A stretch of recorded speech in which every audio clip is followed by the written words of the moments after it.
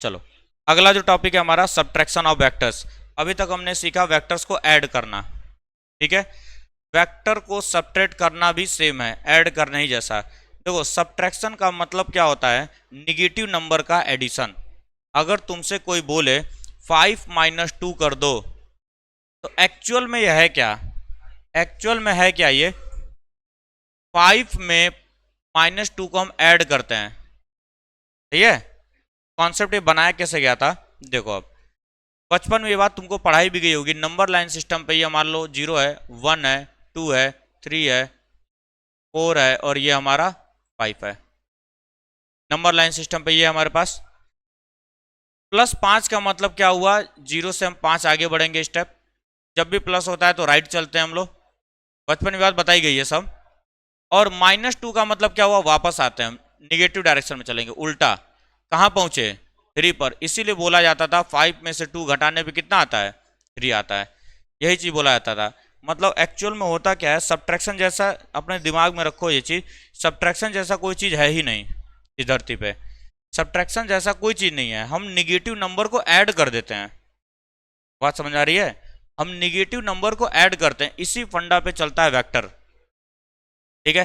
जैसे मान लो दो वेक्टर्स तुमको दिए गए हैं, फॉर एग्जाम्पल दो वेक्टर्स दिए गए हैं, ये है vector A, this is our vector B. तो इसका रिजल्टेंट क्या होगा, ये होगा कि नहीं होगा। और इसको क्या लिखते हो तुम, R equals A plus B vector के साथ। ये सिर्फ रिप्रेजेंटेशन है, जोड़ते नहीं है यहाँ पे, बार बार बता चुका हूं मैं, बार बार बोल चुका हूं, ये जोड़ा नहीं गया है, ये सिर्फ रिप्रेजेंटेशन है कि वेक्टर ए और वेक्टर बी को जब मिलाया तो रिजल्टेंट वेक्टर मिला है मुझे। ये सिर्फ रिप्रेजेंटेशन होता है, जोड़ा नहीं जाता है इसमें, ठीक है सर। इतनी बात हमको समझ में आ जाती है। अब तुमसे अगर बोल दे vector A minus vector B, इसी क्वेश्चन में बता रहा हूं तुम्हें, vector A minus vector B बोला है कि ए वेक्टर से बी वेक्टर को घटा दो। ये क्या लिखा है, R vector is equal to A vector plus B vector. तुमसे बोले A vector minus B vector कर दो, ये बोला गया है। ए में से बी को घटाना है मुझे, ये होता है सब्ट्रैक्शन का मतलब, एक वेक्टर से दूसरे वेक्टर को सब्ट्रैक्ट करना है। सर मैं इसको ऐसे नहीं समझूंगा, मैं इसको समझूंगा ए वेक्टर में माइनस बी वेक्टर को ऐड करना है। ऐड करना तो हमें आता है ना, लेकिन अब ऐड किसको करना है, माइनस बी को करना है कि नहीं।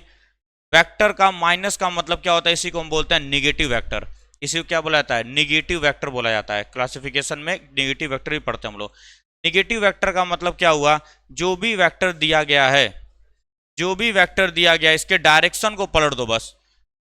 जब भी, कान खोल के सुन लो, आगे हमेशा याद रखना, किसी भी वेक्टर क्वांटिटी के साथ अगर निगेटिव साइन लगाया गया है, क्या बोला, किसी भी वेक्टर के साथ अगर निगेटिव साइन लगाया गया है तो वो क्या बताता है, अपोजिट डायरेक्शन को रिप्रेजेंट करता है।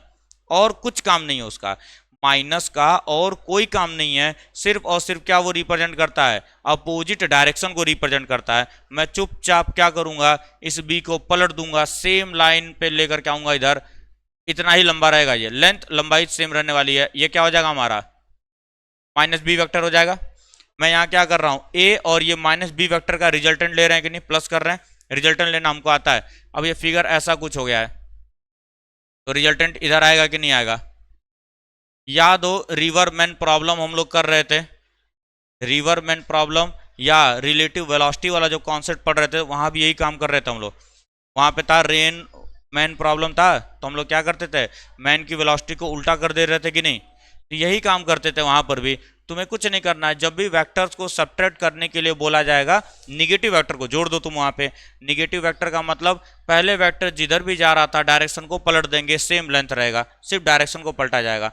अब हमारे पास फिगर क्या हो गया, सिर्फ इन दो वेक्टर्स को देखो, एक वेक्टर यहाँ, एक वेक्टर यहाँ पर है कंटिन्यूटी में, तो यहाँ से एक नया वेक्टर मैं बनाऊंगा जो कि रिजल्टेंट को रिप्रेजेंट करने वाला है। सपोज करो मैं इसका नाम आर डैश रख देता हूँ, तो ये हमारा क्या हो जाएगा, अब R dash vector. R dash vector क्या हो जाएगा, ए प्लस माइनस बी। तो निगेटिव करने का मतलब समझ में आया क्या, निगेटिव करने का मतलब समझ आया, सब्ट्रैक्ट करने का मतलब, सब्ट्रैक्ट करने का मतलब है निगेटिव वेक्टर को ऐड कर दो। सब्ट्रैक्ट का मतलब निगेटिव वेक्टर का एडिशन होगा, नोट करेंगे इसको। मल्टीप्लीकेशन ऑफ वेक्टर पे जाने से पहले, है ना, मल्टीप्लिकेशन ऑफ वेक्टर पे जाने से पहले हम लोग ये देख लेते हैं कि डायरेक्शन जो होता है हमारा वो कौन कौन सा लिया जाता है मैथ्स में, क्योंकि हम लोग बेसिक मैथ ही पढ़ रहे हैं एक तरीके से। स्केलर वेक्टर क्या है, मैथ्स का ही है। वेक्टर जो है ना क्लास 12th मैथ्स में पढ़ाया जाएगा, vector algebra. Class 12th math में वेक्टर चैप्टर होता है, कोऑर्डिनेट ज्योमेट्री के बाद हमारा क्या आता है, वेक्टर आता है। तो वेक्टर जो है मैथ्स का ही टॉपिक है, अभी हम लोग बेसिक मैथ्स ही पढ़ रहे हैं। तो मैथ्स में हम लोग डायरेक्शन किससे रिप्रेजेंट करते हैं, एक्स एक्सिस, वाई एक्सिस और जेड एक्सिस से करते हैं हम लोग। कोऑर्डिनेट एक्सिस यही होता है हमारा, ठीक है। देखो यहाँ ध्यान से, रेक्टेंगुलर कोऑर्डिनेट सिस्टम की अगर मैं बात करूं, रेक्टेंगुलर कोऑर्डिनेट सिस्टम की अगर मैं बात कर रहा हूं सर,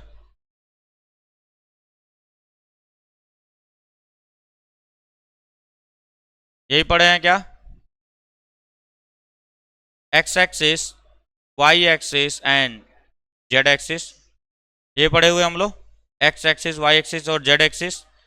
अब देखो ध्यान से जरा समझना, फिलहाल मैं 2D लेकर के ही चल रहा हूँ, 2D लेकर के चलते हैं, पहले समझते हैं फिर 3D पे चलेंगे।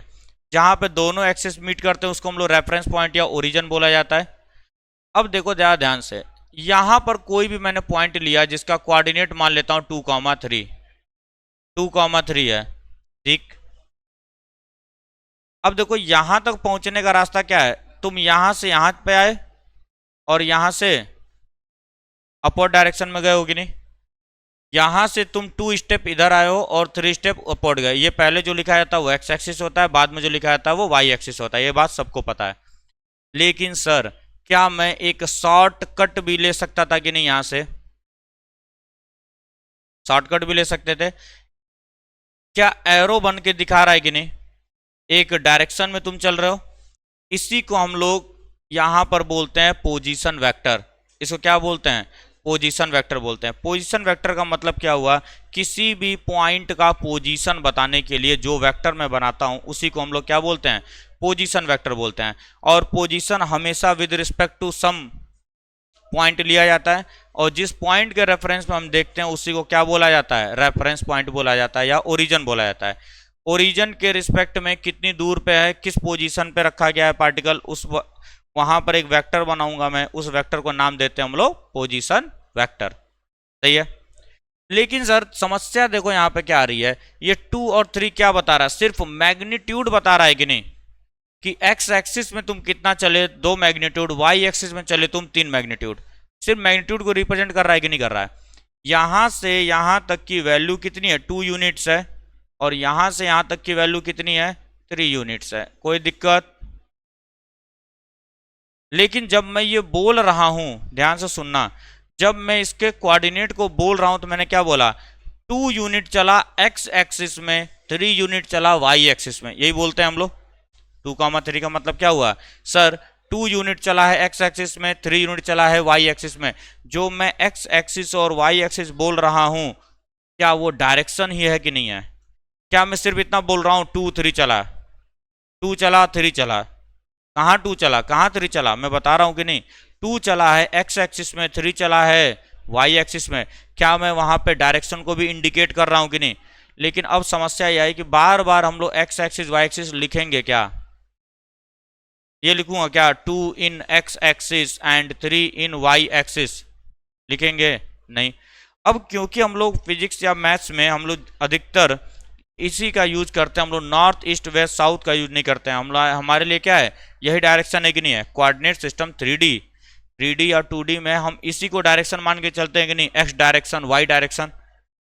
तो बोला ये गया कि एक्स एक्सिस वाई एक्सिस या एक्स डायरेक्शन वाई डायरेक्शन बार बार यूज हो रहा है, तो क्यों ना उसको एक डायरेक्शन का नाम दे दिया जाए, उसकी डायरेक्शन को क्यों ना नाम दे दिया जाए। तो हम लोग क्या बोले फिर, आई कैप, जे कैप और के कैप। कैप का मतलब क्या होता था, डायरेक्शन को रिप्रेजेंट करता है, मतलब यूनिट वेक्टर है कि नहीं है। तो ये हमारा क्या होता है, unit vector along X direction, unit vector along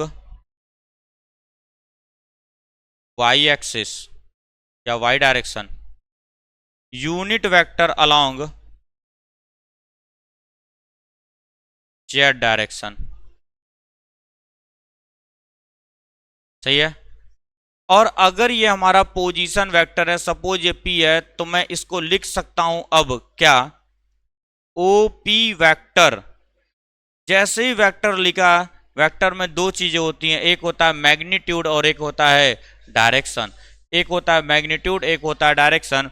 OP का मतलब क्या हो गया, टू चले तुम किस में, एक्स एक्सिस में, तो टू आई कैप लगा दूं, क्या हो गया, मैग्नीट्यूड डायरेक्शन, वेक्टर कंप्लीट हो गया कि नहीं। मैग्नीट्यूड एंड डायरेक्शन क्या करता है, एक वेक्टर को कंप्लीट कर देता है। टू क्या है, मैग्नीट्यूड, और आई कैप क्या है, डायरेक्शन उसका।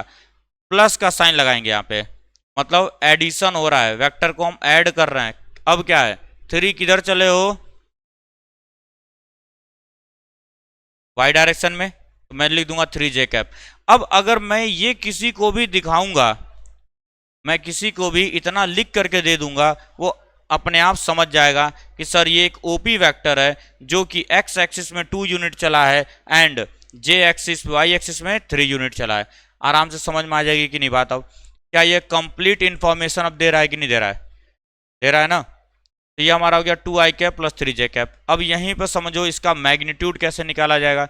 सर ये क्या है, ये तो वेक्टर है कि नहीं है, इसमें दोनों चीजें मिक्स हैं। क्या क्या, मैग्नीट्यूड भी है, डायरेक्शन भी, मैग्नीट्यूड भी डायरेक्शन भी, लेकिन मुझे सिर्फ मैग्नीट्यूड चाहिए। मुझे क्या चाहिए, सिर्फ मैग्नीट्यूड चाहिए। अब मैग्नीट्यूड कैसे निकाला जाता है, क्या यहाँ पर राइट एंगल ट्रायंगल बन रहा है कि नहीं। मैग्नीट्यूड का मतलब रिजल्टेंट निकालना है, ठीक है। मैग्नीट्यूड का मतलब क्या हो गया, रिजल्टेंट को हमको निकाल करके देना है। तो क्या ये रिजल्टेंट के जैसा काम कर रहा है कि नहीं कर रहा है, देखो ध्यान से। अगर मैं इसको वेक्टर बनाता हूं, पहले मैं इधर गया, देन घूम करके मैं इधर गया, क्या ये एक ट्राइंगल लॉ वेक्टर एडिशन को फॉर्म कर रहा है। और हमने पढ़ा था क्या, रिजल्टेंट का formula root over A square plus B square plus 2ab cos theta, जहां पे ये थीटा एंगल ए और बी के बीच का होता था कि नहीं। थीटा एंगल किसके बीच का होता है, ए और बी के बीच का होता है। Suppose this vector is A and this vector is B, दोनों के बीच एंगल कितना बन रहा है, 90 डिग्री बन रहा है। अरे ए वेक्टर इधर जा रहा है, बी वेक्टर जस्ट घूम गया, 90 डिग्री बना रहा है कि नहीं। कॉस 90 की वैल्यू 0 हो जाती है सर। डेट मीन्स अगर कभी भी क्वेश्चन में इफ कोई भी वेक्टर तुमको एक्स आई कैप प्लस वाई जे कैप प्लस जेड के कैप ऐसे लिखा हुआ दिख जाए, मतलब उसके साथ आई जे और के अगर लग जाए, तो उसका रिजल्टेंट क्या हो जाता है। रिजल्टेंट का मतलब या तो ऐसे लिख लो या तो सिंपल ए बना दो, क्या हो जाता है, root over X square plus Y square plus Z square, क्या हो जाएगा, root over X square plus Y square plus Z square. अरे कैसे आया, पाइथागोरस थ्योरम से आया है। पाइथागोरस थ्योरम क्या बोलता है, perpendicular square plus base square will be hypotenuse square के बराबर होगा।